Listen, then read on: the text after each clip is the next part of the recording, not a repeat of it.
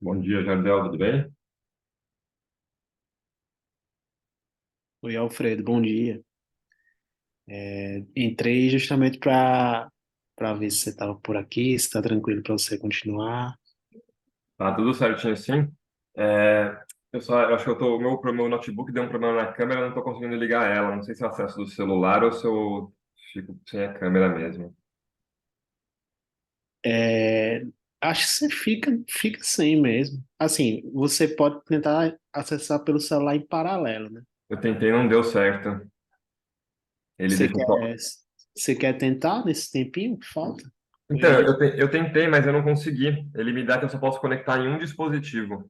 Não, então, você quer sair aqui agora, tentar pelo celular nesse tempo antes de começar, daí eu fico por aqui, nesse tempo. Não, mas eu acho que não vai adiantar muito, porque eu acho que para moderar, para colocar os vídeos e tudo mais, é melhor fazer pelo notebook mesmo. Sim. É o ideal, né? Pelo celular não, acho que não vai dar tão certo. Não vai dar certo. Eu vou ficar assim, vou explicar e vou ver o que aconteceu aqui. Beleza, então eu vou vou ficar aqui na sala um tempinho e qualquer BO Tá eu bom, posso assumir, beleza? fechado, valeu.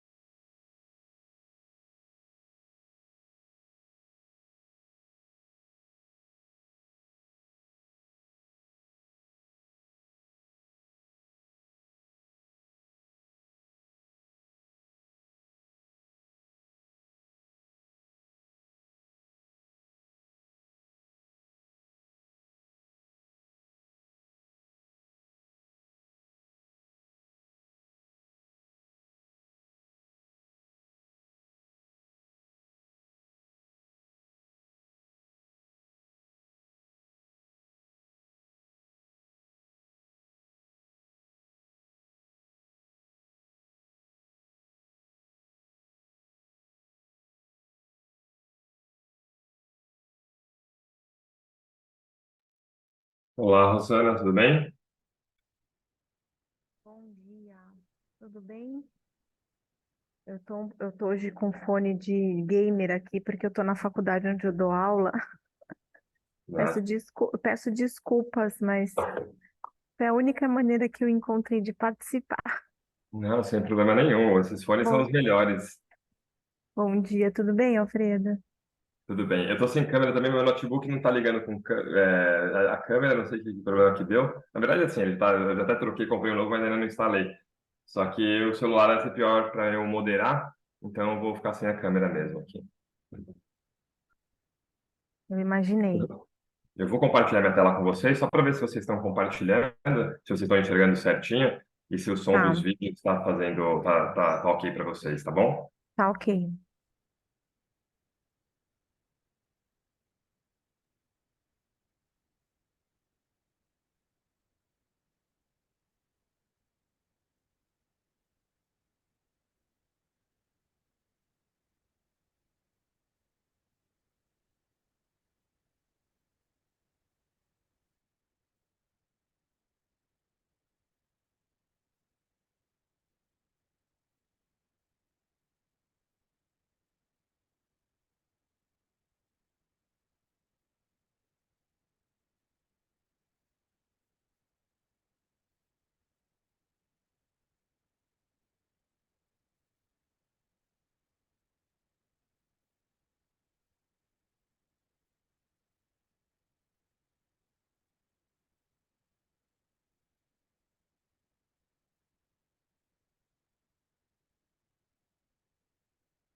Oi, Ed, bom dia.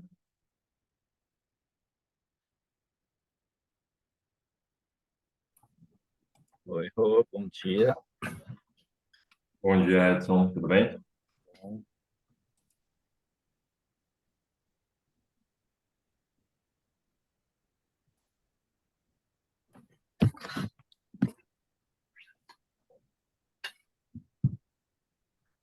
Vocês estão me escutando bem? Estamos sim.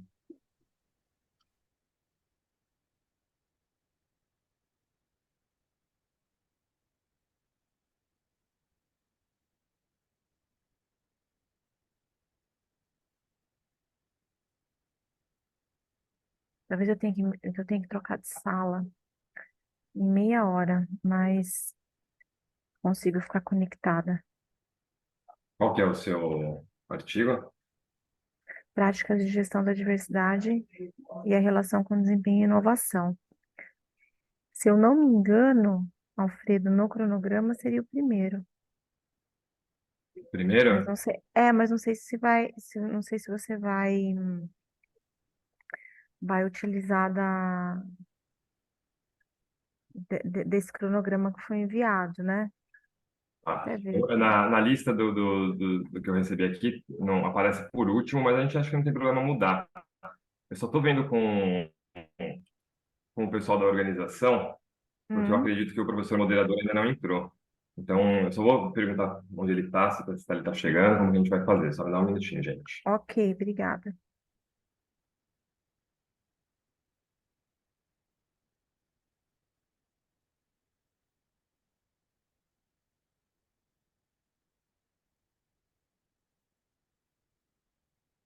Bom dia. Bom dia.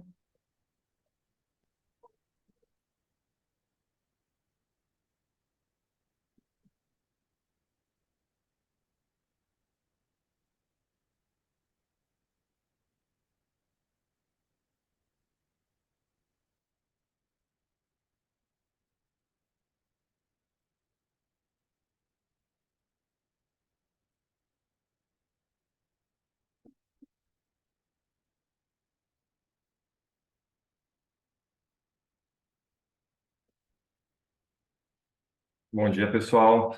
Eu sou o Alfredo, eu vou ser o líder dessa sessão.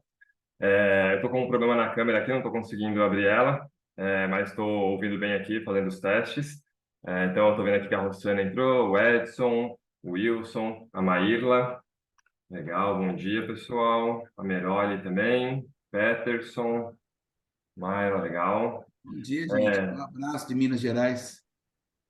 Legal, gente. Eu estou só esperando o professor moderador entrar, que é o professor Renata, e aí a gente já dá início já com as apresentações. Bom, só testando, vocês estão me ouvindo bem aí? Estamos sim, otimamente. Eu estou online presencial, eu estou realmente híbrido aqui, né? Oh, que beleza, hein? Aí sim. Essa é a tecnologia. Tá bom, e hoje eu estou encontrando o Edson não no metrô, né? Dia desse eu estava lá desesperadamente lendo um monte de artigo, o Edson do meu lado estava rindo sozinho, falou, professor, você está atrasado para o Eu falei, evento aí? não, eu falei, eu vou ficar quietinho, porque eu sei que ele está lendo esse artigo e deve ser para agora, né? Só no final eu falei, oi, professor. Gente, é assim, só compartilhando, eu estou indo para o Enampad agora em setembro, né? Bom dia para todo mundo. E estava Bom fazendo dia. exatamente o que o Edson disse. Eu estava correndo para chegar no Enampad na hora certa, dando aquela batida assim, né, nos artigos. Mas ele não foi comigo para lá, que ele foi para uma outra missão que era muito mais Verdade. longe, né? É a vida de professor no final de semestre, né? Correndo, correndo, correndo. É isso mesmo. Tá certo.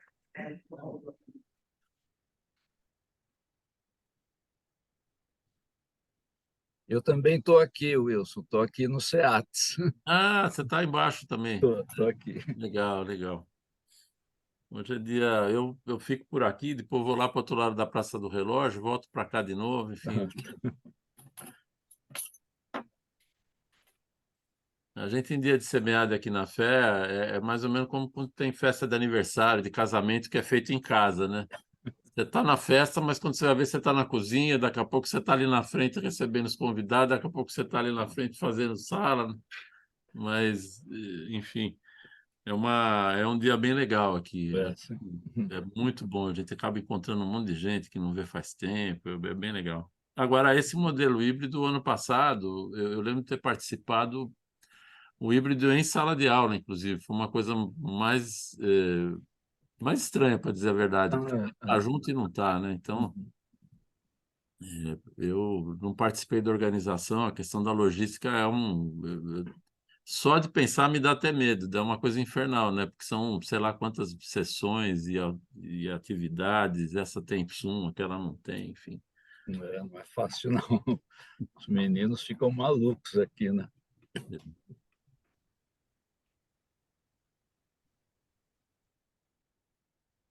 Eu estou trabalhando no SEMEAD esse ano e eu tive dificuldades também. Mas o bom é que o modelo híbrido, ele dá a oportunidade da gente estar aqui, né? Se não tivesse modelo híbrido, eu que moro em Santos, dou aula na faculdade daqui, ficaria impossível para te participar. Não, abre essa janela, é bom mesmo, é verdade.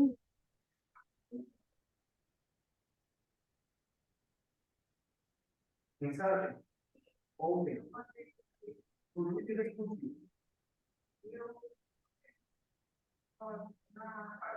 Pessoal, vocês estão me ouvindo bem? eu estou. Legal. Eu vou começando aqui, para a gente não atrasar também, porque o professor Renato ainda não entrou. Eu já estou em contato com ele aqui para verificar quando que a gente já consegue falar com ele, mas a gente já pode ir dando início já. Eu vou fazer o seguinte, vocês estão enxergando minha tela aqui, certo? Vocês conseguem também enxergar o vídeo agora? Eu vou colocar em tela cheia e vou fazer o teste do som para ver se vocês estão ouvindo bem, tá bom?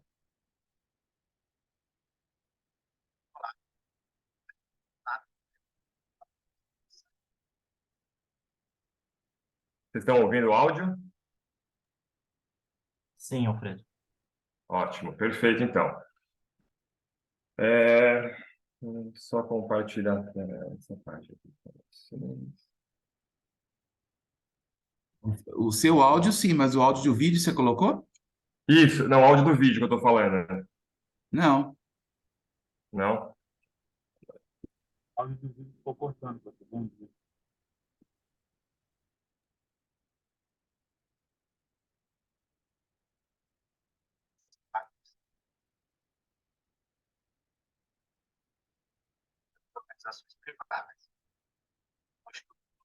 Não estão ouvindo, né? O vídeo.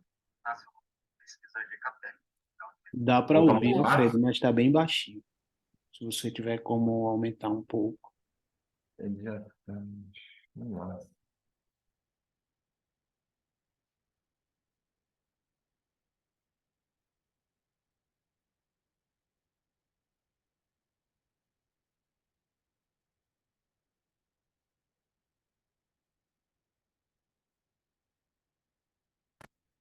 Vou fazer um novo teste agora, pessoal. Universidade Federal Rural do Rio de Janeiro. Na introdução, trazemos pontos que instigaram a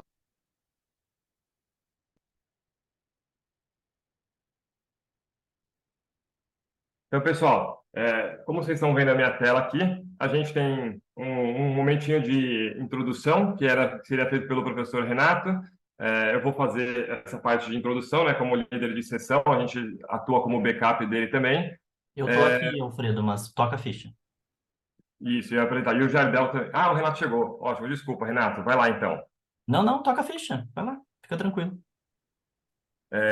Bom, então a gente está vendo aqui as apresentações, né? Então, são 8 minutos aproximadamente para cada apresentação e depois mais 8 minutos para a discussão de cada um dos trabalhos. Então, a gente vai fazer a apresentação do vídeo e depois a gente separa o período para debate. A gente vai começar. Deixa eu só separar aqui a ordem. O primeiro que estava aqui era esse ensaio teórico sobre a rotatividade de colaboradores e seus impactos em grandes organizações privadas. Mas tem alguém que vai precisar sair, acho que é a Rossana, né? Então a gente poderia começar com o dela, que daí ela vai acabar saindo mais cedo, certo? Agradeço, gente. Eu dou aula hoje, agora de manhã. Obrigada, obrigada.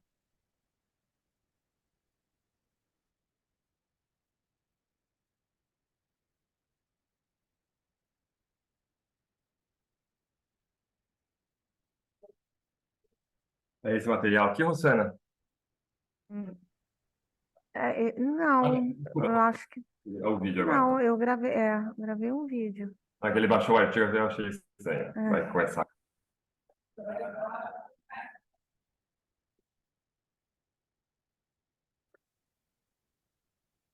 Olá, muito bom dia. Eu sou a professora Rossana.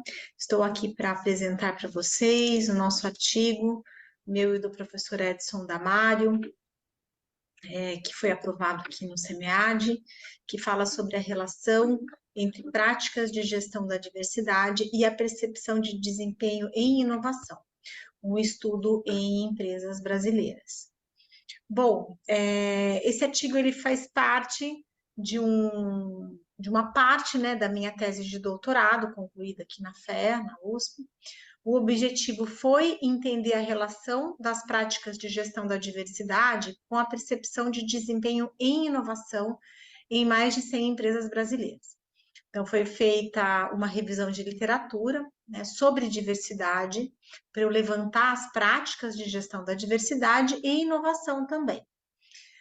Eu desenvolvi uma escala de pesquisa para analisar essa relação, então eu desenvolvi uma escala de práticas de gestão da diversidade e apliquei uma escala para mensurar a percepção de desempenho e inovação, que eu vou falar um pouquinho mais na parte da metodologia. Bom, primeira coisa, como parte da fundamentação teórica, eu li diversos artigos de uma forma cronológica para levantar as práticas de diversidade, né, dentro da literatura já existente, para criar a minha escala, para desenvolver a minha escala. E aí eu levantei todas essas práticas que estão aqui, né, as ações afirmativas, o recrutamento e seleção, né, o apoio do CEO, ou seja, ter um top management team que seja que apoie a diversidade dentro das organizações, benefícios para as minorias, a diversidade imersa na organização, né, em termos demográficos, em termos de políticas, a integração e as práticas de envolvimento, os grupos de suporte, treinamento, mentoria, sistemas de mensuração, justiça organizacional e meritocracia. Bom, a inovação eu mensurei utilizando uma escala, né, dos conceitos aí de Prajogo-Sorral e o Nathan Lee, que mede a inovação não de forma econômica, mas de uma forma interpretativista, né, de acordo com a percepção do respondente. Por que eu utilizei essa metodologia para mensurar a inovação, né, de uma forma interpretativista? Porque eu estudei e fiz a pesquisa prática em empresas com ramos de atividades diferentes. Então, a ideia era mensurar a percepção de inovação da sua empresa em relação ao concorrente, né? Foi assim que foi colocado para os respondentes. Então, foi uma pesquisa de abordagem quantitativa. Eu utilizei aí 3 sessões dentro dessa escala, 15 questões relativas à escala das práticas de gestão da diversidade, que foi considerada variável independente da pesquisa, e 7 questões relativas à escala de percepção de desempenho em inovação, que foi considerada a variável dependente do nosso modelo conceitual, tá? E aí os itens das sessões, né, elas foram compostos por afirmações acompanhadas aí de uma escala de concordância que variava entre 1, que era o discordo totalmente, e 5, que era o concordo totalmente.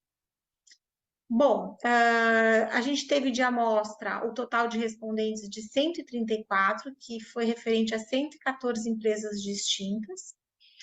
Essa escala que foi desenvolvida, que é a escala das práticas de gestão da diversidade, foi feita toda uma validação psicométrica dessa escala, as variáveis foram analisadas por 5 especialistas em diversidade, né, e o método de análise dos resultados foi a análise fatorial, exploratória, justamente porque teve um desenvolvimento aí de uma escala, e a regressão linear múltipla.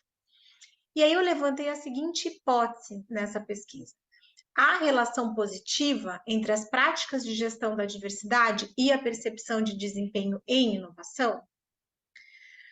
Como resultado, foi verificado sim uma associação positiva, né? A gente corroborou a hipótese de que as práticas de gestão da diversidade têm uma relação positiva com a percepção de desempenho e inovação.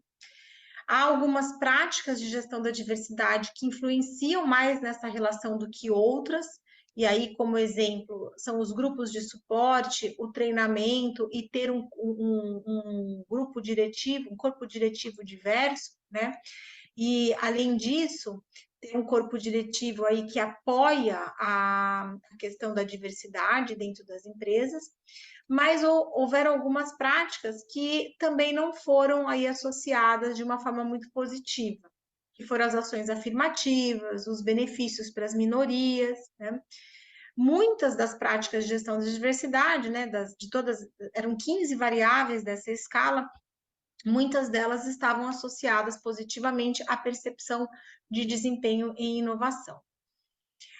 Quando a gente fala de contribuição, a contribuição para a literatura, obviamente, primeiramente, foi esse desenvolvimento dessa escala que mensura aí essas práticas de gestão da diversidade, trouxe aí uma relação positiva entre os dois conceitos, que é a questão das práticas da gestão da diversidade com o desempenho e inovação.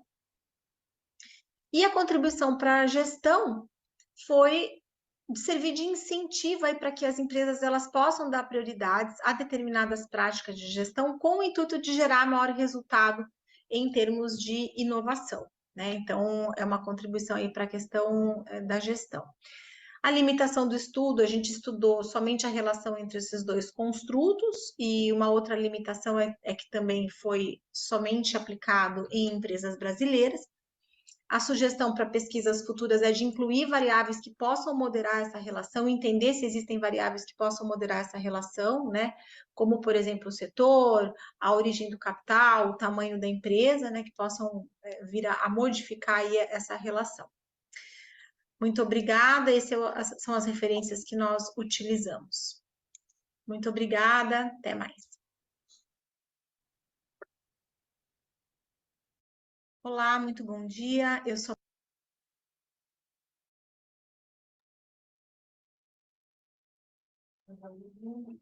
Legal, parabéns, Rosana. Obrigada. Agora, muito bom dia, né? Novamente. Legal. Bom, a gente agora, então, cumpre a primeira etapa, né, da apresentação, e agora a gente tem mais 8 minutos para o debate que o professor Renato vai puxar também. Oi, gente, bom dia. Que bom estar aqui com vocês. Obrigado, Rosana, colegas, né, por terem submetido ao nosso tema. Rosana, alguma coisa para além do vídeo que tu queira destacar, compartilhar conosco? E daí também já Sim. pergunto se alguém tem interesse em fazer algum comentário, pode se inscrever ali pelo chat, ou já viu o Wilson, um grande amigo, tudo bom, Wilson? Tudo bom?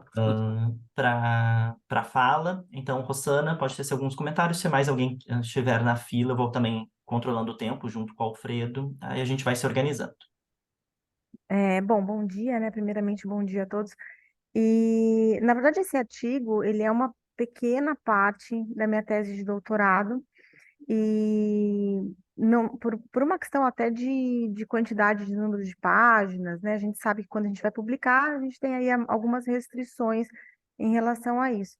Mas eu acho que o grande core, né, que eu quis chamar a atenção, obviamente, era na corroboração da hipótese das práticas de gestão da diversidade terem aí um impacto e, na verdade, explicarem as variáveis de desempenho e inovação.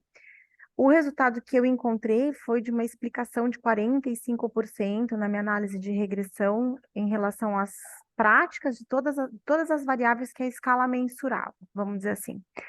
E eu não sei nem se eu posso compartilhar, mas eu tenho alguns outros slides aqui para compartilhar. Mas eu acho que a grande contribuição para não só uma contribuição acadêmica, né? Primeiro foi desenvolver essa escala, mas o segundo foi elencar algumas práticas que realmente estavam atreladas ao desempenho e inovação de forma estatística. Então, a gente teve 4 práticas de resultado, que foram os grupos de suporte, as minorias em níveis de gestão, os treinamentos e as práticas de envolvimento, que são as integrações que as empresas fazem, como práticas que são atreladas positivamente à percepção de desempenho e inovação. E são práticas relativamente, a gente fala que relativamente baratas dentro das empresas, né? Os grupos de suporte, mesmo conceitualmente, ele é formado por uma pessoa que lidere aí uma dimensão de diversidade dentro da organização e que possa levar as, entre aspas, reivindicações de alguns grupos, né, de algumas dimensões de diversidade que estejam inseridas já no ambiente organizacional para o top management team, que obviamente também tem que estar estimulando e motivando essas práticas de diversidade.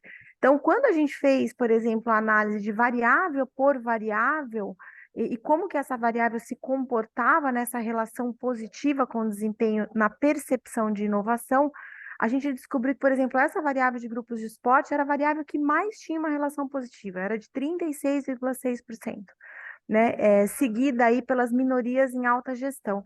E aí corrobora muito, porque o meu doutorado eu fiz esse estudo dessa relação das práticas de gestão da diversidade com o desempenho e inovação, mas eu iniciei a minha vida acadêmica lá em 2007, no meu mestrado, estudando diversidade em gênero e o fenômeno do glass ceiling, do porquê as mulheres não chegam a níveis de gerência autoexecutiva dentro das empresas. E aí, quando eu descobri essa segunda variável nessa minha pesquisa de campo, que é a minoria em níveis de gestão, como a segunda variável que mais era atrelada positivamente, mais explicava o desempenho, a percepção de desempenho e inovação, eu tive como eu brinco e falo que eu tive a sensação de corroborar duplamente, assim, né, a minha dissertação de mestrado com essa minha pesquisa de campo da tese de doutorado.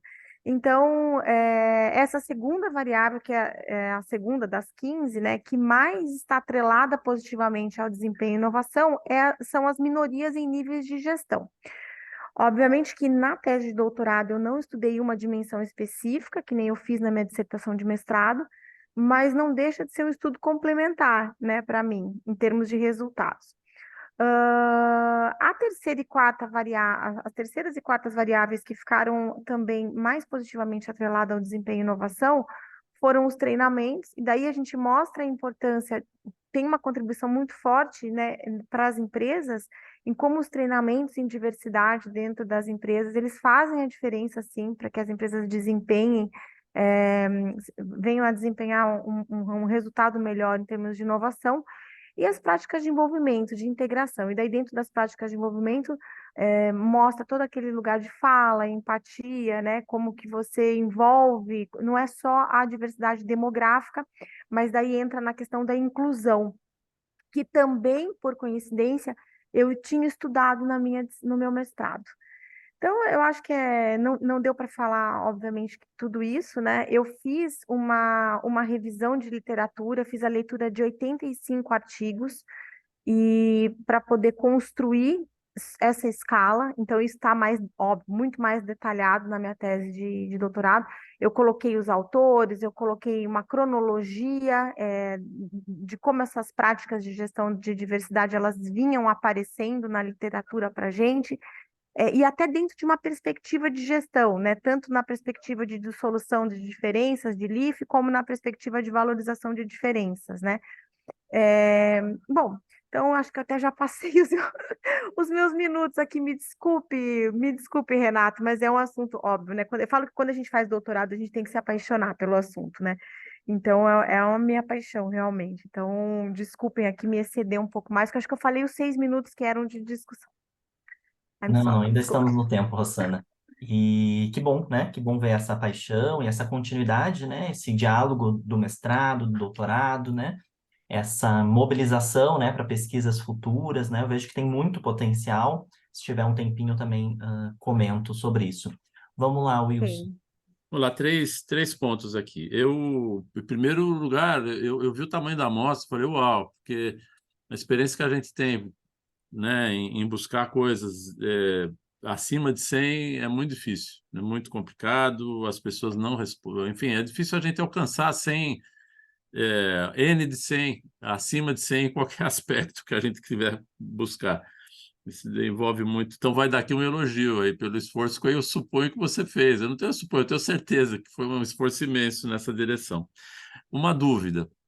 Quando você coloca, porque eu vi dois números, né? O 134 e o 114.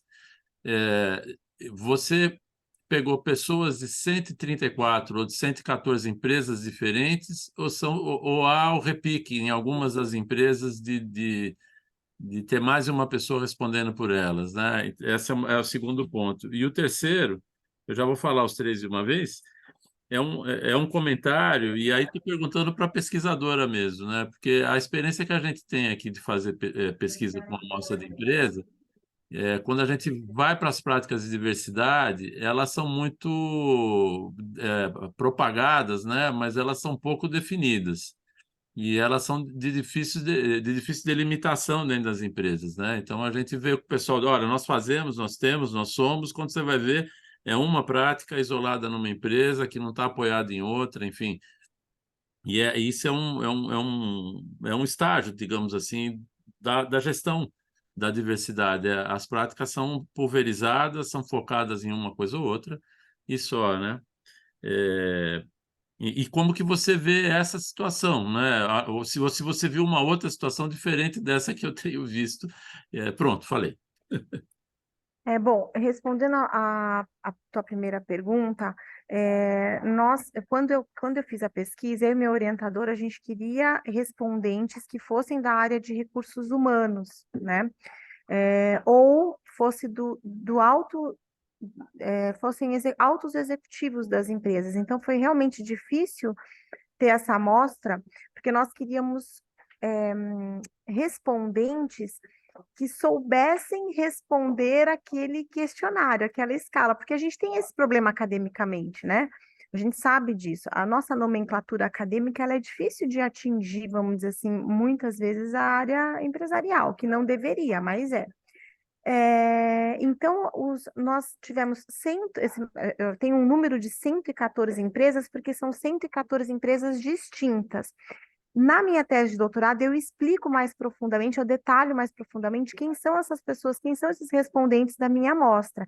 Mas são diretores de recursos humanos, diretores e presidentes e CFOs, a gente delimitou dentro do alto escalão das empresas pesquisadas. Então, quando, por exemplo, a pessoa respondia com um cargo que não era o cargo do alto escalão, a gente tinha que excluir esse respondente da amostra, né? E aí nós conseguimos esses respondentes de alto escalão de 114 empresas distintas. Essa questão da amostra foi uma questão muito crucial, porque quando a gente queria fazer o link entre o desempenho de inovação, se a gente pesquisasse um ramo de atividade, a gente conseguiria ter os dados de desempenho em inovação de forma quantitativa, não de percepção, não de forma interpretativista. Como a gente pesquisou em diversos ramos de atividades diferentes, então eu tive que mudar a escala depois, pensando, né, durante todo o doutorado, eu tive que mudar a minha escala para mensurar o desempenho em inovação por causa disso. Mas foram 114 empresas diferentes com respondentes do alto escalão, alto executivo ou diretoria de RH, diretoria financeira, diretoria de vendas, diretoria comercial, CFO, de 114 empresas diferentes. Você me perguntou, a tua pergunta foi da dificuldade de implementação das práticas de gestão da diversidade nas empresas. Esse foi meu grande motivador. Porque quando eu elenquei todas as práticas de literatura que eu encontrei nessa minha revisão bibliográfica, essa minha revisão teórica, eu me fiz essa pergunta, porque eu fui do meio empresarial há muitos anos, né? E eu pensei, o que pode motivar, de repente, a empresa a começar a ter uma prática efetiva, uma, duas, três, quatro práticas? É eu mostrar quais práticas estão mais atreladas, estão mais vinculadas ao desempenho, né? Vamos tentar dar um motivador aí para o stakeholder acionista, né? O que vai me gerar mais desempenho? Então, são essas determinadas práticas? São, e eu quis mostrar quantitativamente de uma forma, né? Eu quis mensurar isso, fiz ter essa relação mensurada, né, quantitativamente, na minha tese de doutorado, justamente para estimular. Foi esse o meu objetivo. Então, quando eu apresento, por exemplo, para a empresa, em formas de consultoria, tem esse objetivo de falar, olha, você tem alguma prática? Tenho uma, né? Ah, sou uma empresa que apoia a diversidade. Qual prática? Tem uma prática de diversidade. Então, olha aqui, vamos começar pelas práticas onde comprovadamente geram mais desempenho, né? Então, a gente pode começar por essas práticas. Então, acho que foi esse meu grande motivador também. Eu sempre pensei, Wilson, desde quando entrei na academia, em estreitar a caminhada das empresas com a academia. Esse sempre foi o meu objetivo. Falo que a academia e as empresas elas têm que andar juntos. O que a gente produz tem que trazer resultado no âmbito organizacional, né? Tem que trazer uma contribuição no âmbito organizacional. Não sei se eu respondi a sua questão. Eu acabei perguntando muita coisa aqui também, mas brigadão. Imagina. Obrigado, Rossana. Obrigado, Wilson. Então, Alfredo, acho que podemos ir então para o primeiro, que agora é segundo trabalho do Wellington, né? Sobre rotatividade? Perfeito. Vocês já estão enxergando já a minha tela? Sim. Ótimo. Mas deixa eu só ver se eu... Acho que eu não compartilhei o som. E já dou bom dia, Wellington. Tudo bem? Que também já te vejo.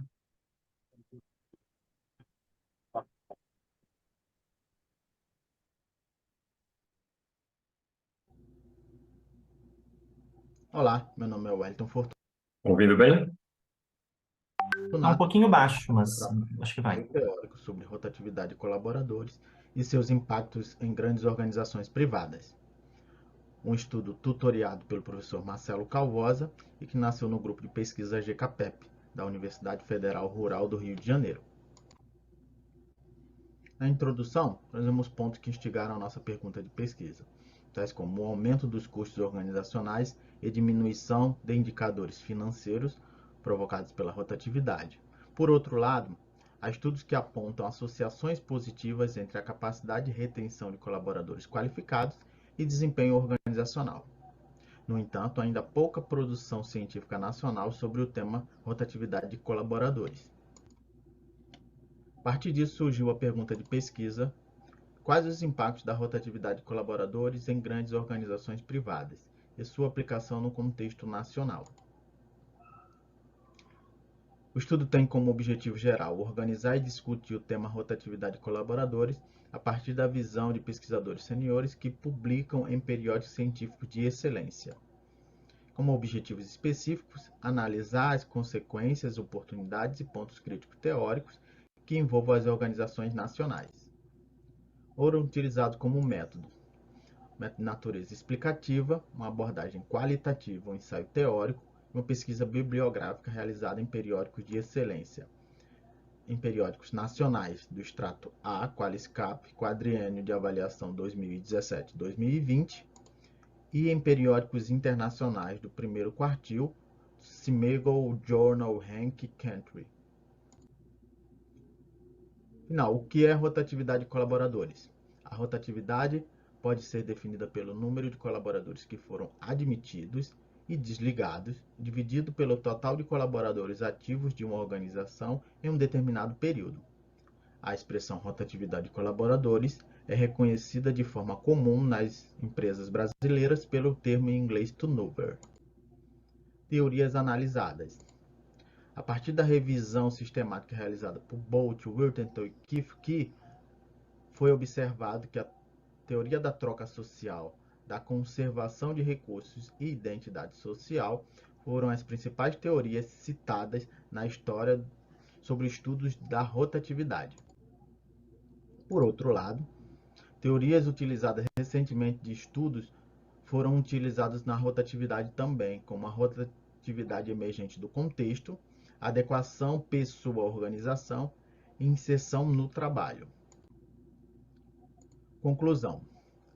Merck e colaboradores, Simon Verlaine-Rivière, afirmam que a rotatividade pode provocar tanto efeitos funcionais quanto disfuncionais nas organizações.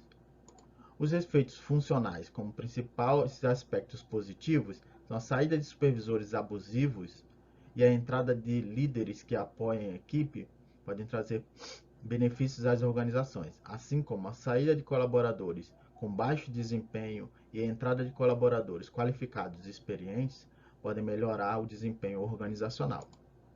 Por outro lado, como efeitos disfuncionais, os principais aspectos negativos que a rotatividade pode ocasionar estão como a diminuição da produtividade e da lucratividade, o impacto negativo dos serviços, na qualidade dos serviços, satisfação dos clientes em decorrência, como o valor agregado do produto. Organizações observadas. O estudo de Bolt, Wilton e Kifke apontou que a rotatividade de colaboradores foi estudada em diversos contextos, países e setores. Organizações observadas. A investigação realizada por Delaware e colaboradores explicou que os fenômenos da rotatividade são mediados pelo tamanho da organização.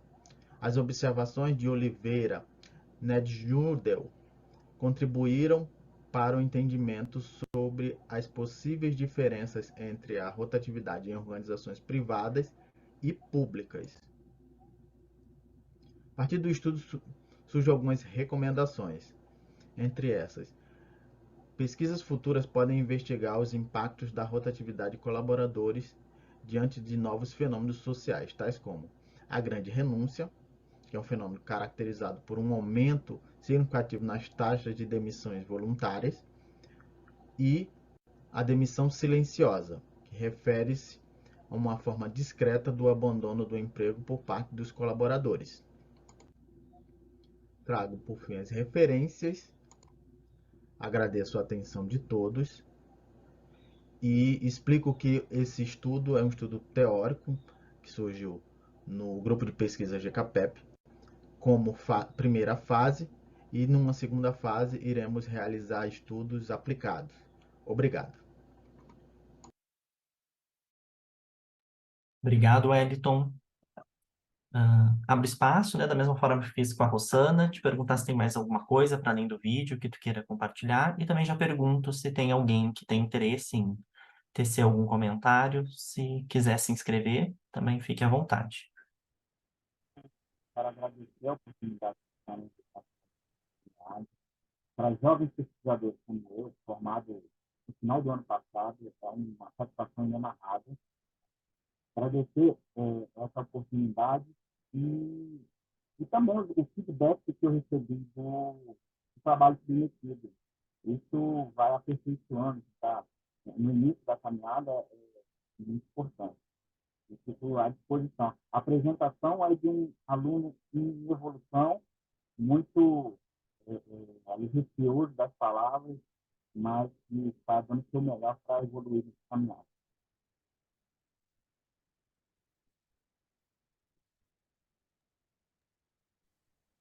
E bom, Wellington, seja o primeiro de muitos, né? Trabalhos e congressos, e que bom te ter aqui conosco. Alguém gostaria de comentar alguma coisa, pessoal? Nesse tempo que temos? Senão eu... vamos lá, Wilson. Aí é curiosidade mesmo, Renato, desculpa, mas enfim, quando eu vi o material ali de turnover, que essa é sempre uma discussão que a área de RH se debruça sobre ela, o pessoal da área de relações de trabalho também. Aí, Wellington, é um comentário, né? Como você trouxe o ensaio, trouxe revisão teórica, revisão sistemática de revisão, né? Na minha cabeça ficou uma questão que era a seguinte: ainda que a gente tenha aspectos positivos e negativos, né, da rotatividade promovida, né? Por que é que tantas empresas estimulam de fato a rotatividade, né? O que que elas buscam, como que acopla essa percepção que a gente tem? São poucas as empresas que querem reduzir o turnover, esse é o ponto. E muitas empresas praticam turnover, né? Normalmente para reduzir custos e outras coisas mais. Então, essas teorias que você viu, qual delas que se encaixa com essa percepção de que os caras fazem porque querem mesmo? Não, professor, o que a gente observa, a rotatividade vai depender muito do setor de atuação e do tamanho da empresa. Então, a depender do setor de tecnologia, a gente observa que os setores de tecnologia eles tendem a ter uma maior rotatividade de certo modo, é natural para trazer inovação, novos conhecimentos ali, efeitos bumerangues, às vezes, um colaborador sai daquela organização e depois retorna com novos conhecimentos. Então, a gente observa essa parte. E das teorias que a gente tem observado, tem dado mais notoriedade, seria a teoria da rotatividade do contexto emergente. Essa teoria ela analisa tanto os aspectos contextuais quanto à dimensão da empresa. Então, desde 2013, a gente vê que essa teoria ela tem sido cada dia mais aplicada e tem trazido mais informações relevantes desse fenômeno tão complexo que é a rotatividade.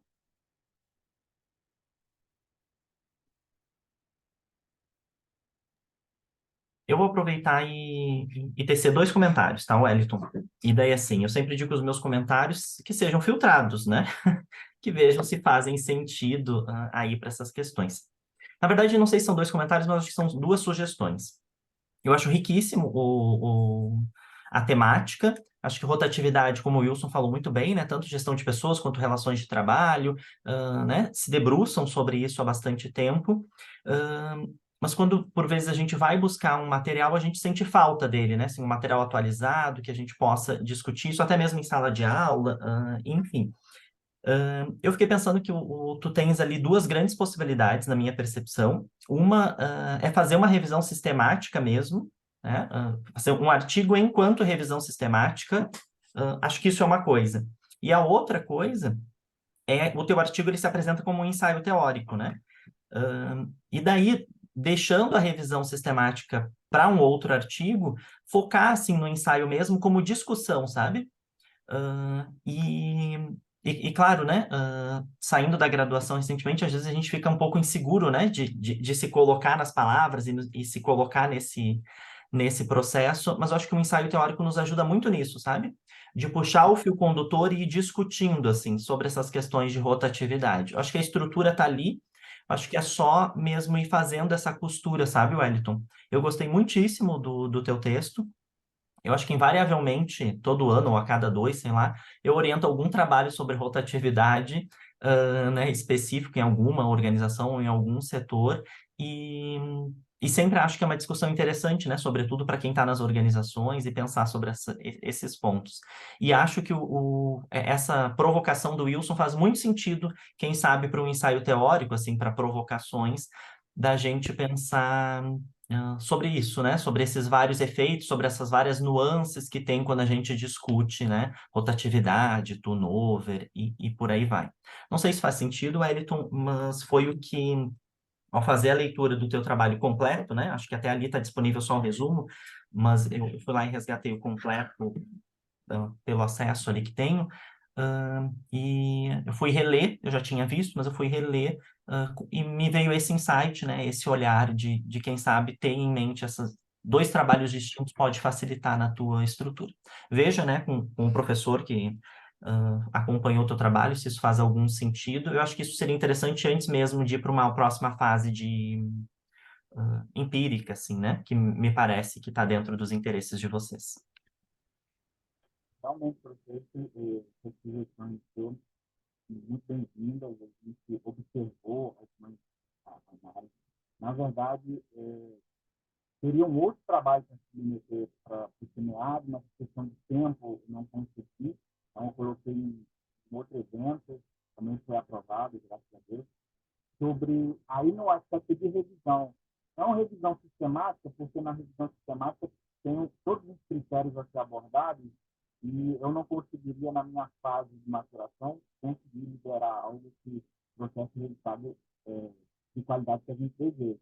Aí eu fiz uma revisão de literatura, aí ali a gente elencou toda uma evolução histórica do fenômeno, e inclusive passou lá no FACT, a gente está bem feliz com isso. E o pensamento do ensaio é esse, o pensamento do ensaio é afunilar isso, fazer um recorte maior para a gente conseguir entender a discussão e trazer reflexões de uma discussão mais pontual. E talvez a gente consiga evidenciar melhor as dicotomias do fenômeno como um todo. Perfeito, Wellington. E parabéns pelo Fast Track, né? Pelas aprovações aí. Viu só? Fez toda essa cena, menino, recém-saído da graduação, não sei o quê, e tá aí já. Desejo que né, bons fluidos aí para as produções daqui e adiante. Algum comentário a mais sobre o trabalho do Wellington e do colega, pessoal? Não? Então, acho que podemos ir para o próximo trabalho, né? Vamos seguir a ordem? Vamos sim, vou compartilhar aqui. O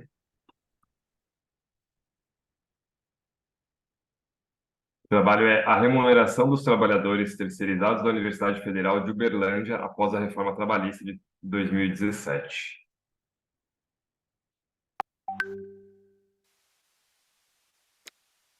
Pessoal, meu nome é Alisson. Eu vou discorrer aqui para vocês acerca do trabalho intitulado A Remuneração dos Trabalhadores Terceirizados da Universidade Federal de Uberlândia após a reforma trabalhista de 2017.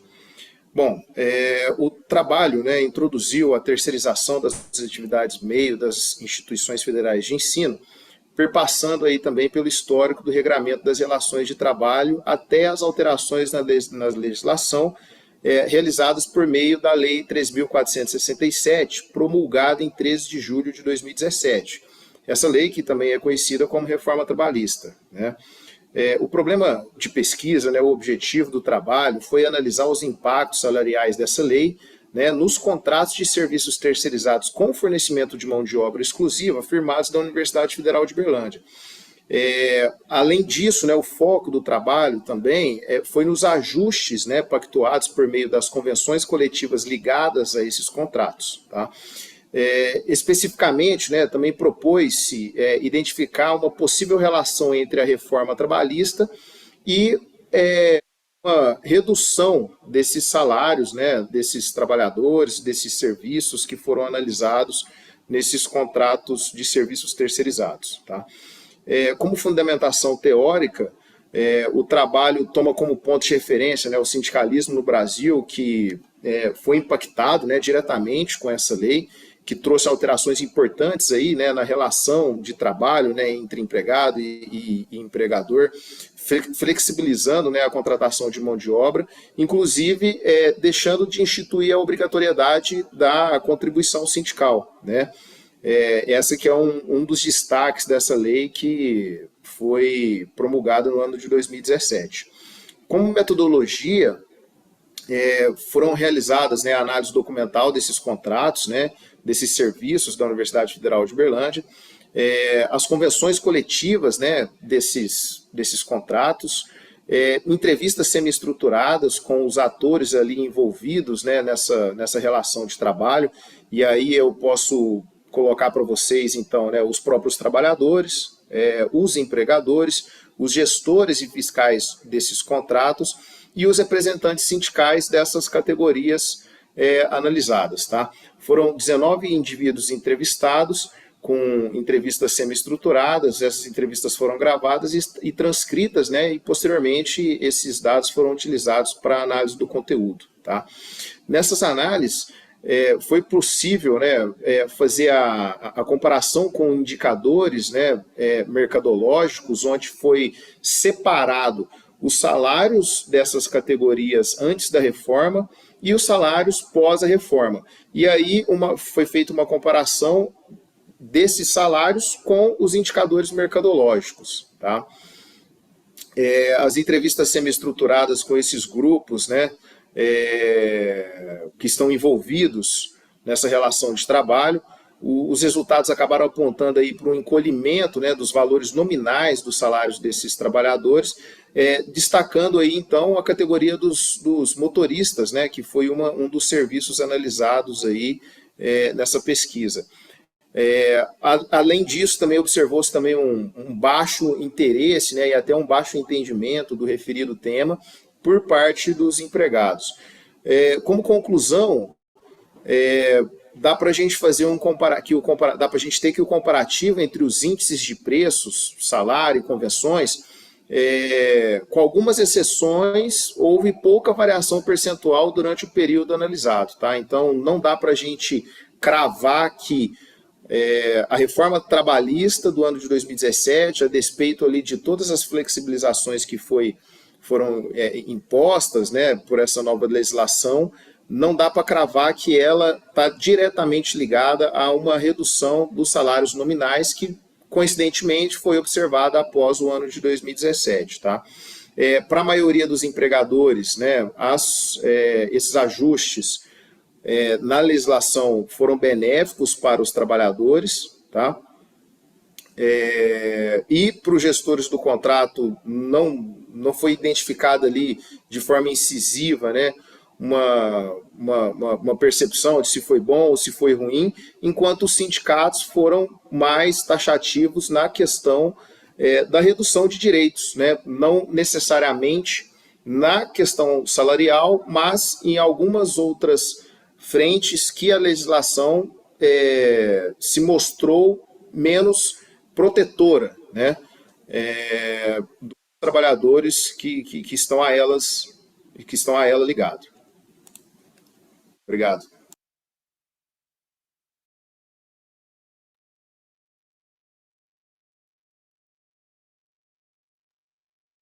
Ótimo. Quem que vai fazer a fala? O Peterson? Sou eu. Tudo bom, Peterson? Tudo jóia. Renato, muito prazer estar com vocês aqui. Muito feliz de estar com pessoas que eu tenho um carinho muito grande aí. Marcos, Amiro, meu amigo Wilson. Muito contente. Prazer em todos. Bom, o Alisson, ele foi me orientando do mestrado, ele defendeu a dissertação dele no final do ano passado. O professor Wilson foi da banca e teve uma grande contribuição nesse trabalho. Só alguns comentários, eu acho que para deixar mais quente, acho que a fala dele, o Alisson foi muito prudente nas falas, né? Então, acho que 2 pontos que seriam, acho que, importantes. Primeiro foi que a análise antes e depois da reforma trabalhista, né? Eu acho que não dá para falar que só a reforma fez com que derrubasse os salários, mas tem que analisar o contexto da economia, mas que derrubou muito, né? Nós sentimos isso dentro daqui das equipes que trabalharam aqui. Nós perdemos vários funcionários que eram muito bons por causa dessa mudança dos salários aí. A outra coisa que eu acho que o artigo traz, o texto, a pesquisa dele traz, que de grande valor, essas entrevistas com os empregados, né? E o que é assustador, digamos assim, a completa... vários deles, assim, achando que a reforma foi boa para eles, achando que melhorou, uma completa, como é que eu posso dizer, alienação, talvez a palavra seja essa, né, para eles. Talvez valha a pena um novo trabalho, aprofundar um pouco mais nesse tema, mas isso foi um pouco assustador, porque mesmo com os salários diminuindo, alguns não têm muita posição em relação a essas coisas assim. Então, acho que eu queria só trazer para o debate aqui, né, primeiro, né, não sei se é possível de chegar a uma conclusão pós-reforma, o impacto, né, mas, assim, o que doeu mesmo foi essa percepção das pessoas do que eles entrevistou. Acho que isso foi muito marcante para nós aí, porque não tem como, a gente se envolve muito, acho que a fala da outra minha colega, né, você se envolve muito com o tema, e a Alice se envolveu muito, e a gente fica muito marcado com essas falas assim. Bom, basicamente são esses 2 comentários, não quero me alongar muito, para vocês aí. Perfeito, Peterson.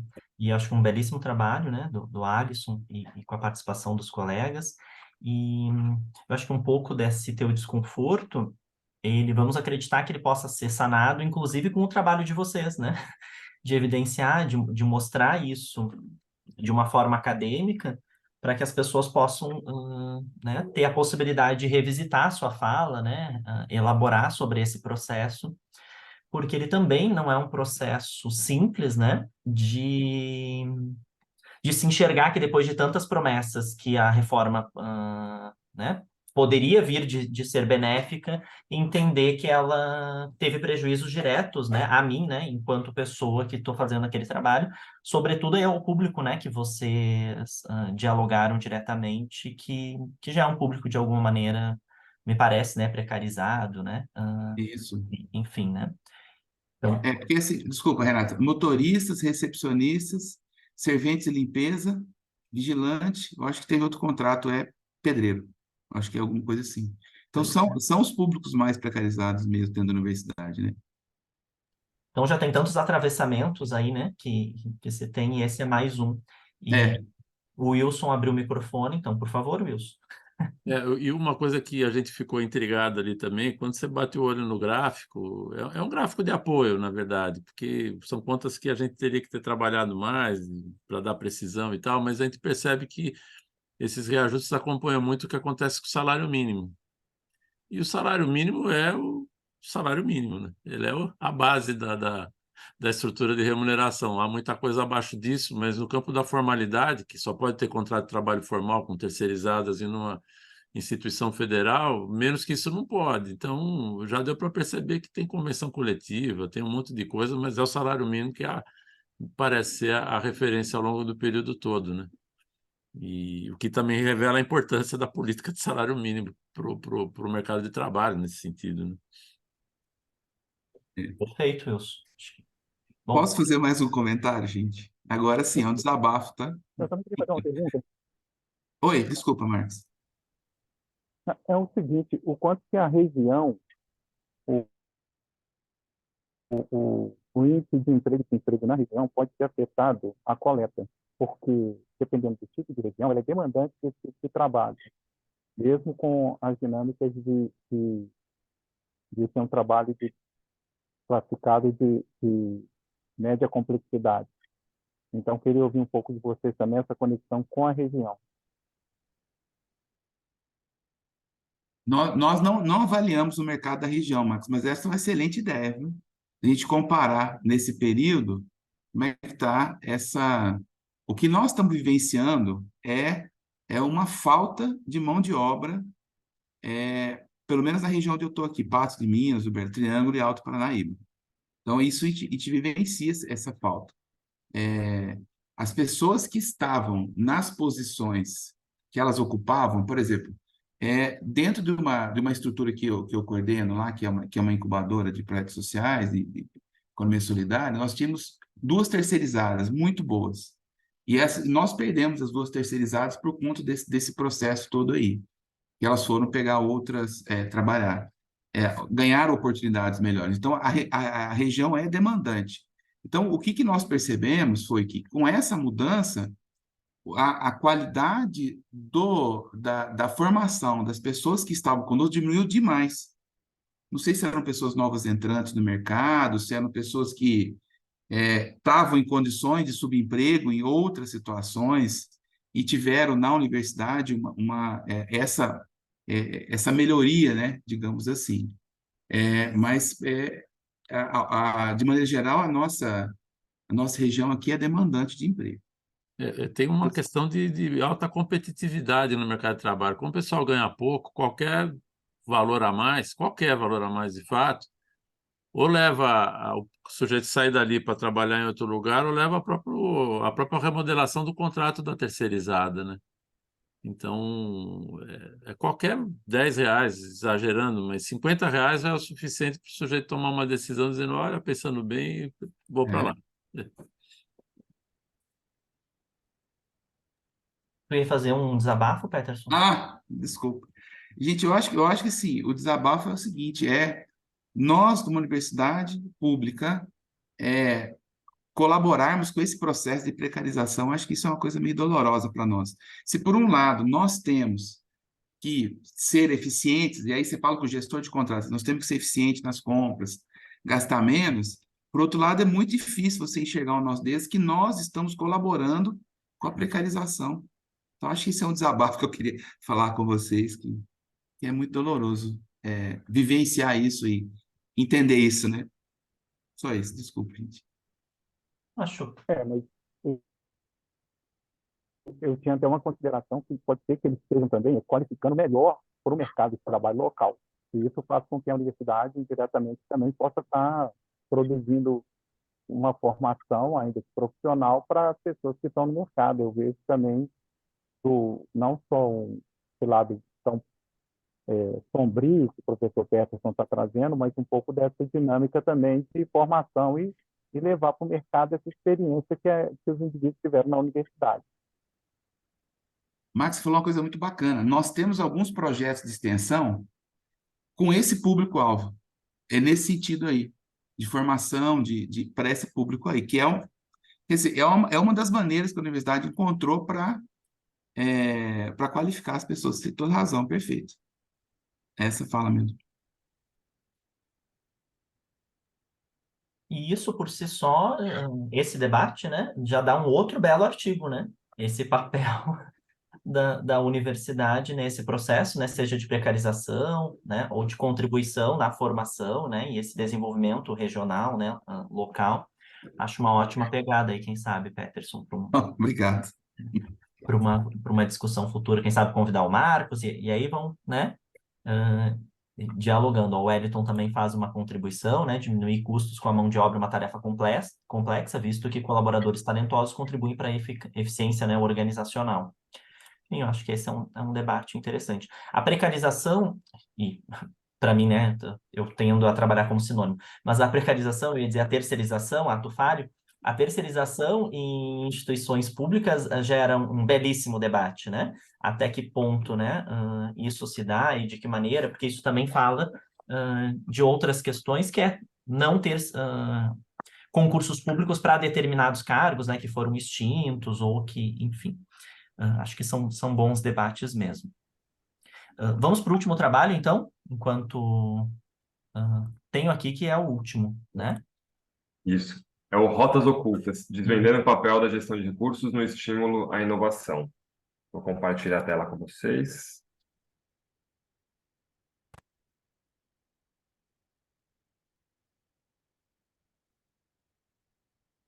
Ele é o trabalho da Merrill. Eu estava aqui tentando pensar. Merrill. E hoje vou apresentar uma revisão sistemática da literatura que busca desvendar o papel da gestão estratégica de recursos humanos no estímulo à inovação. Esse trabalho foi realizado em colaboração com colegas do Programa de Pós-Graduação em Administração da UFSM.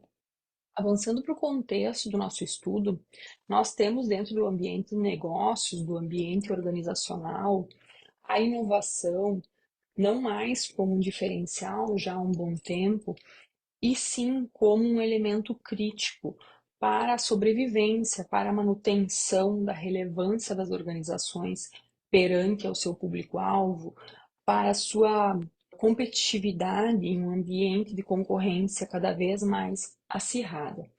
Para que essa inovação ocorra em uma constante e na velocidade que se exige, é preciso que a organização disponha e desenvolva uma série de recursos. Dentre esses recursos, os recursos humanos permanecem sendo os recursos mais importantes ao processo de inovação, que envolve uma série de processos que vão desde a ideação dessas modificações, dessas inovações que vão agregar valor à organização, vão agregar valor aos produtos, aos serviços e que vão apresentar valor ao seu público-alvo. Apesar dessa relação relevante e reconhecida na literatura, ao procurar quais as práticas estratégicas de recursos humanos que fortalecem a inovação, nós nos deparamos com diversos trabalhos que tratam pontualmente sobre essa relação, mas nenhuma revisão sistemática da literatura que pudesse nos trazer de maneira mais sistematizada, organizada e de maneira pontual quais são as práticas que impulsionam a inovação.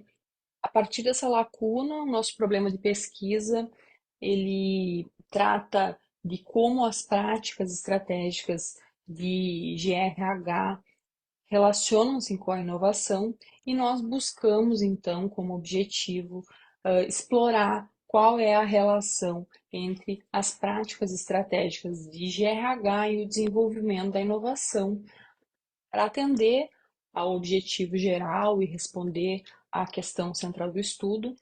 Nós seguimos algumas etapas. Primeiramente, o planejamento, onde nós estabelecemos este objetivo e determinamos como base de dados a Scopus e a Web of Science. Também elaboramos a estratégia de busca, que foi aplicada igualmente nas duas bases de dados. Realizamos a triagem dos artigos, a elegibilidade a partir de alguns critérios específicos, como o vínculo explícito entre as duas temáticas e que os estudos fossem empíricos. Realizamos a extração dos dados e a análise de acordo com algumas categorias previamente estabelecidas. Para a identificação, triagem, elegibilidade e seleção final dos artigos que fariam parte da revisão sistemática da literatura, nós utilizamos uma adaptação do protocolo Prisma. Após a aplicação do protocolo Prisma, os estudos eleitos, eles foram lidos na íntegra e foram analisados a partir das categorias de análise referentes ao perfil do corpus textual, ao vínculo explícito entre os construtos, a barreiras e facilitadores e também elementos de suporte a pesquisas futuras. Quanto aos principais resultados da pesquisa, nós temos na categoria perfil do corpus textual a identificação de uma predominância de estudos de abordagem quantitativa e com aplicação em diversos setores que vão desde a manufatura à tecnologia. Também um crescimento da produção anual com destaque para 2022. O vínculo explícito entre os construtos nos mostrou que as práticas estratégicas de GRH que mais são apontadas como impactando positivamente a inovação são as relacionadas ao recrutamento e treinamento de pessoal, mas isso pode ser modificado e ter diferentes impactos a depender do conservadorismo organizacional e também do contexto cultural em que a organização está inserida. Além disso, práticas estratégicas de recursos humanos que incentivem aí a autonomia e o trabalho em equipe foram percebidas como eficazes em organizações sem fins lucrativos. Com relação à categoria barreiras e facilitadores, dessa relação entre práticas estratégicas e recursos humanos que impulsionem a inovação, nós identificamos como principais barreiras o conservadorismo organizacional, os recursos limitados e a percepção dos profissionais de RH quanto a essa integração. Como facilitadores estão a redução do risco de carreira, o empoderamento dos recursos humanos e a promoção de uma cultura de aprendizagem e inovação. Com relação à categoria Direções para Pesquisas Futuras, nós identificamos uma oportunidade para pesquisas que adotem métodos mistos ou métodos qualitativos, no sentido de detalhar com maior precisão quais são as práticas específicas adotadas dentro de um determinado setor, dentro de um determinado contexto cultural, e também pesquisas longitudinais que possam acompanhar esse reflexo das práticas estratégicas adotadas em um período de tempo maior. Por fim, nós identificamos uma série de práticas que fortalecem a inovação. No entanto, essas práticas, elas não são generalizadas e dependem do contexto cultural e organizacional, o que nos remete à necessidade de mais pesquisas e pesquisas qualitativas que possam nos fornecer maiores subsídios com relação à especificidade dessas práticas e resultados dessas práticas, tanto em curto quanto a longo prazo. Espero ter contribuído e que nós façamos um bom debate e reflexões a partir dessa apresentação.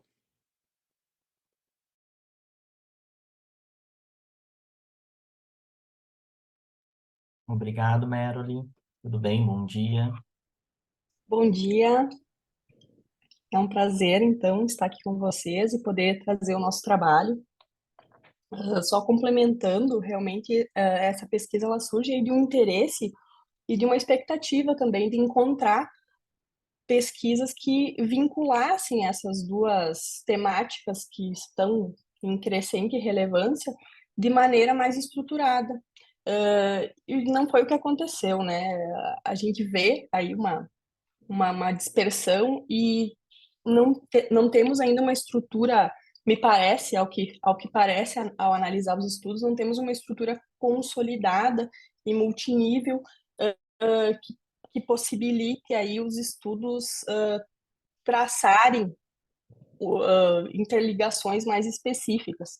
Então, foi um estudo que demandou, né, uma análise acirrada dos textos, enfim, mas a nossa expectativa era de encontrar realmente práticas mais específicas relacionadas à motivação ou ao desenvolvimento de habilidades ou desenvolvimento de oportunidades que fossem desenvolvidas dentro das organizações para a inovação, né? Seja em nível individual, nível de grupo.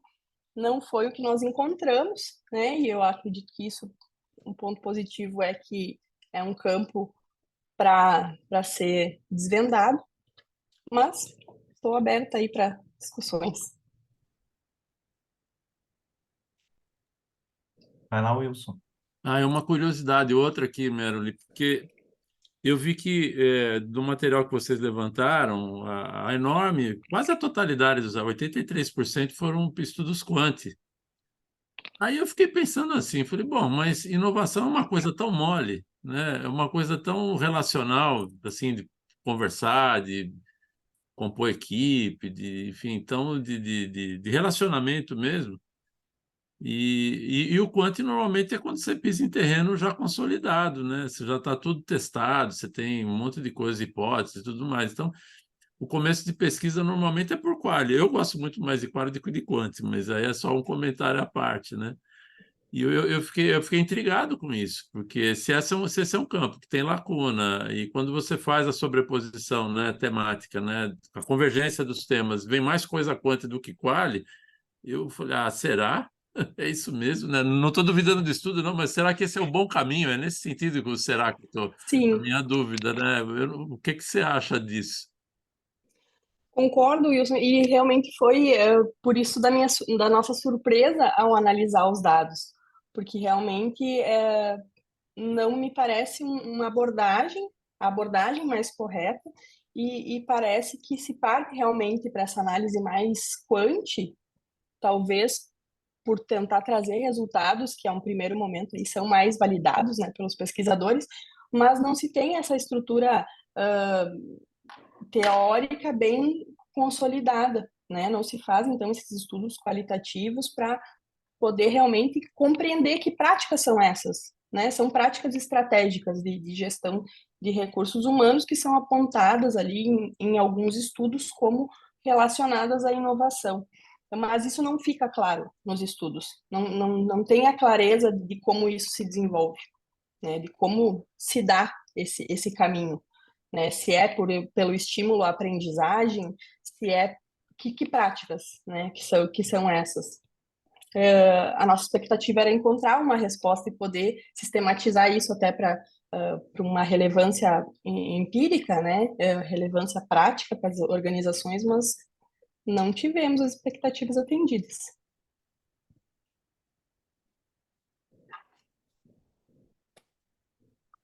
Eu queria uma pergunta para a Meroli. Sim. Se você vê essa tendência na área pública, nos seus estudos, a partir do que o seu grupo lá de pesquisa vai trazer, isso vai aparecendo com uma evidência ao longo do tempo, que a área pública vai aparecendo com essa dimensão de inovação. Olha, nós encontramos pouquíssimos estudos relacionados à inovação, né? Essa interligação na área pública. Mas eu acredito que esse seja um caminho crescente, até pelo desenrolar dos estudos, onde a gente tem se concentrado um pouco mais nesse viés de desempenho de inovação, desempenho criativo, desempenho proativo. Me parece um acrescente desse tipo de comportamento, um interesse nesse tipo de comportamento. Então, acredito eu, né, a partir das nossas leituras, que é um caminho inerente que o setor público também deve seguir. E temos um ministério, né? Acho que é um ministério que se coloca como Ministério da Inovação, né? Inovação. Uhum. Gestão, inovação, algo nesse sentido, né? Que eu acho que é para que se tenha, né, uma pegada, e até já tive algumas discussões com o pessoal de lá, inclusive com uma pegada de trazer mais inovação no processo, inclusive de gestão de pessoas, né? Vamos ver se isso se concretiza ou não, né? Se sai do plano das ideias. Mas acho que é um bom ponto mesmo, né? Inclusive a gente pensar sobre essas diferenças, né, na inovação, seja na pública, né, seja na privada, que vão ter as suas diferenciações também. Mais algum comentário para Meroli?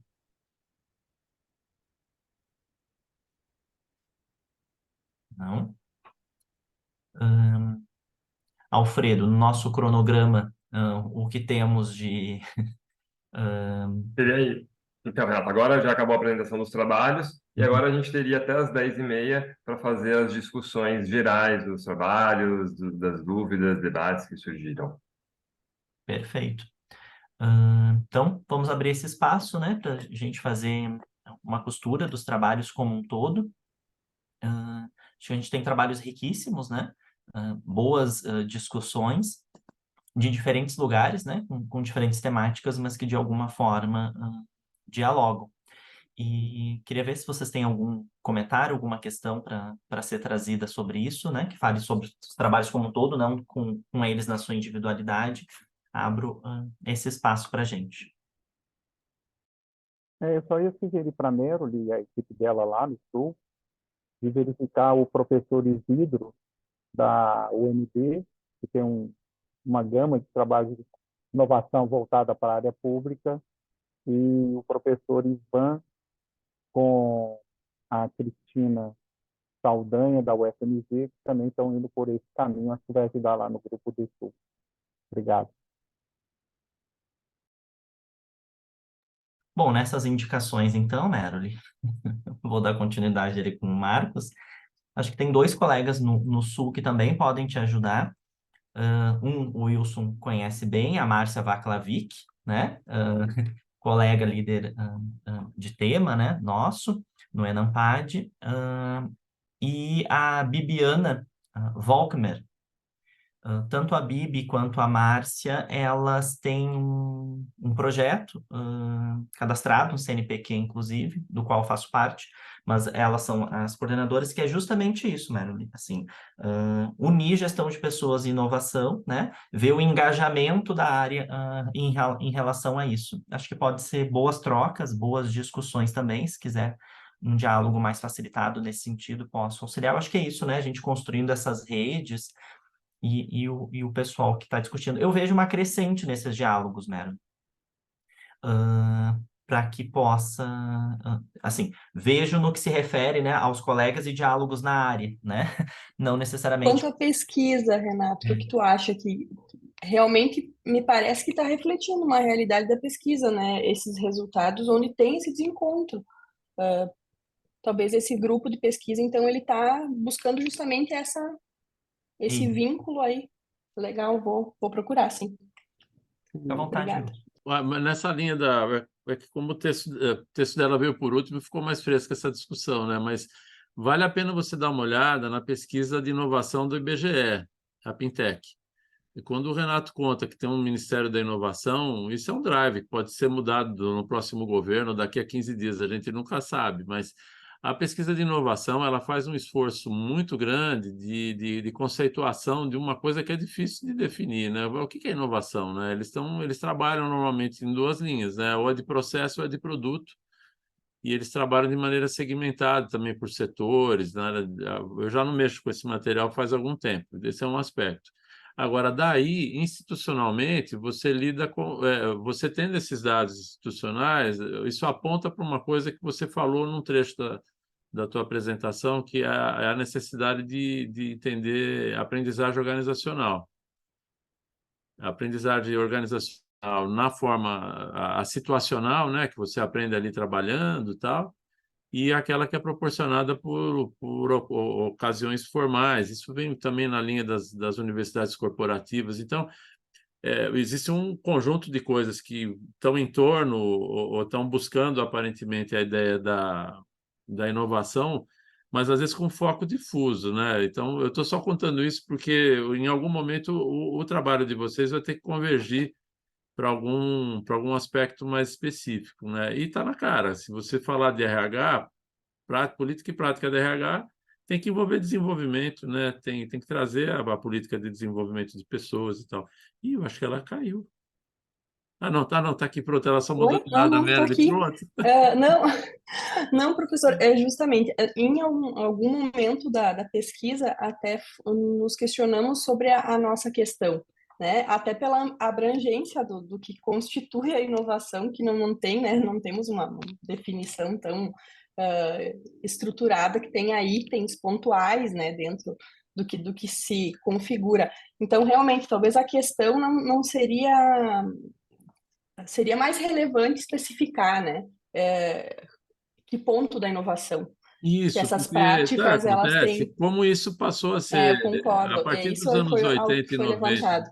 na Europa, isso passou a ser tão central para o desenvolvimento econômico, no sentido geral, que os caras começaram a falar, bom, vamos dar foco em o que é que viabiliza a inovação. Então, tem sistemas nacionais de inovação, tem a ideia de hélice tripla, tem um monte de coisa que eu resvalei por isso há muito tempo atrás, e é, assim, encantador. Mas como é que isso pousa na vida prática, que é a das empresas, né? Porque quem tem que viabilizar isso tudo, fazer acontecer, é a área de RH, a área de gestão de pessoas, né?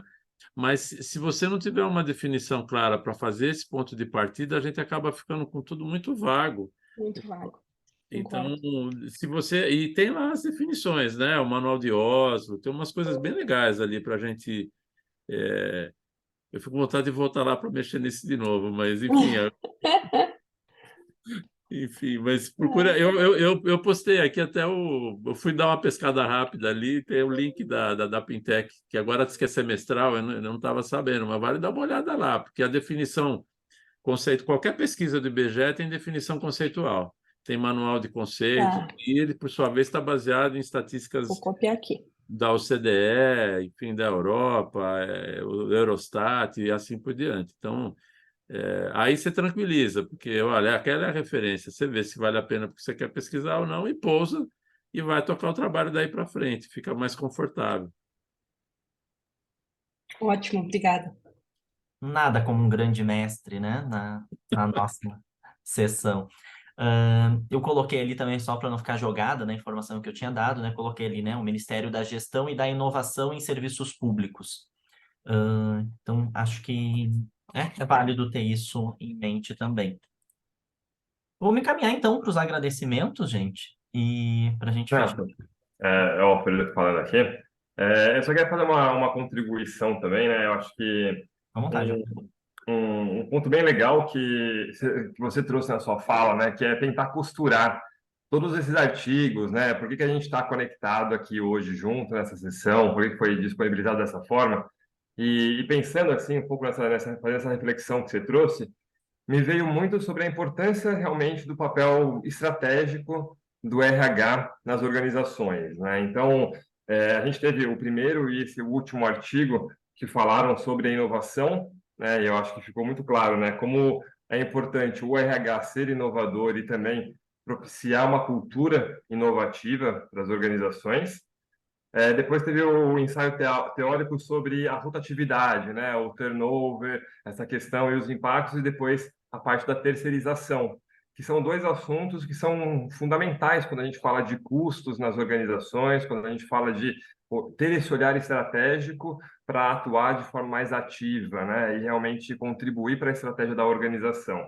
Então, eu achei muito bacana como isso se consolida. Os 4 trabalhos, eles trazem bem fortemente isso. Então, parabéns a todos os autores aí, achei muito legal participar. E é isso, um abração. Perfeito, Alfredo. Acho que tu coloca um ponto bastante importante, né, da gestão estratégica de pessoas, né, o que dialoga de maneira direta com o nosso tema, né, políticas, modelos e práticas de gestão de pessoas, e a gente vê esse papel importante em diferentes esferas, né, seja na diversidade, que a Rossana trouxe, né, a discussão para a gente, seja agora da própria inovação, né, que a gente discutiu por último, ou ainda, né, se a gente pega a rotatividade, que o Wellington comenta, né, do processo de terceirização que a gente falava anteriormente.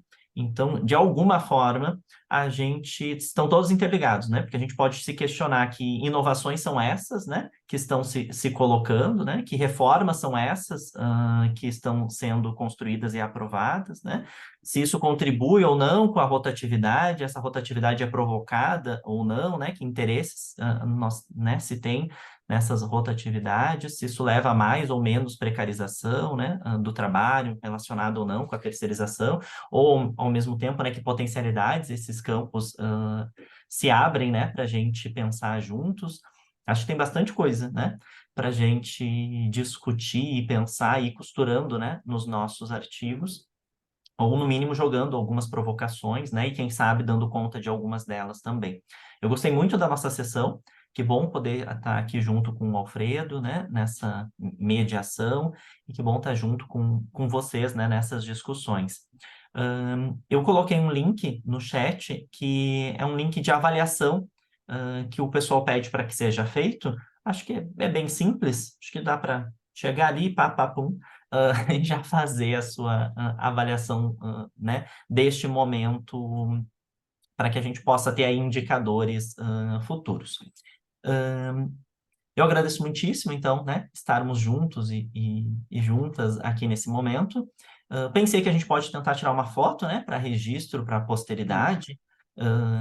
É sempre bom, né, termos esses registros. Eu estou aqui bem do lado na minha tela do Wilson, então é uma honra, né? Estamos tudo junto, a conversa saiu fácil aqui, foi tranquilinho. E que ótimo, Wilson, de verdade. Eu sempre acho uma honra, né, estar próximo. Eu sou eu que fico feliz aí pela companhia de vocês. Que bom. Renato, eu não vou conseguir abrir minha câmera, que eu falei no começo da sessão, que eu estou com um problema no notebook aqui. Tranquilo, mas e reforçando também, quando eu vi o professor Wilson aqui, eu falei, hoje o debate vai ser bom também. Quando eu vi que tinha trabalhos do Wilson, e eu avaliei todas as avaliações, né? É isso que a gente faz enquanto líder, né? E tinha uma que eu achei demais, que era assim, algo como bons autores colocados no trabalho, abriu um parênteses e colocou Amorim e tal. E daí eu pensei, mas eu acho que esse trabalho, se não me engano, eu vi que era do Wilson. Daí eu voltei lá. Então, assim, apontaram que bom que colocaram como referências o Amorim, sendo que ele era um dos autores, né? Eu achei isso bom demais da conta de ver lá pontuado. Eu acho sempre uma referência muito grande para a gente, para a área, e em todos os espaços que eu vou e que o Amorim, né, que eu chamo carinhosamente de Wilson, eu sempre fico muito feliz de poder dividir de alguma maneira os Obrigado espaços. aí, obrigadão mesmo, imagina. É uma baita referência mesmo nas nossas discussões. Alfredo, dependente da câmera aberta ou não, acho que a gente tenta, né, um registro e vai ficar ali, ter um nome destacado na história dos Semeares. Vou tentar capturar aqui uma tela, podem fazer o mesmo, fiquem à vontade. As minhas fotos nunca ficam muito boas, mas, né, por isso é bom ter várias outras. Vamos lá. Deixa eu ver aqui.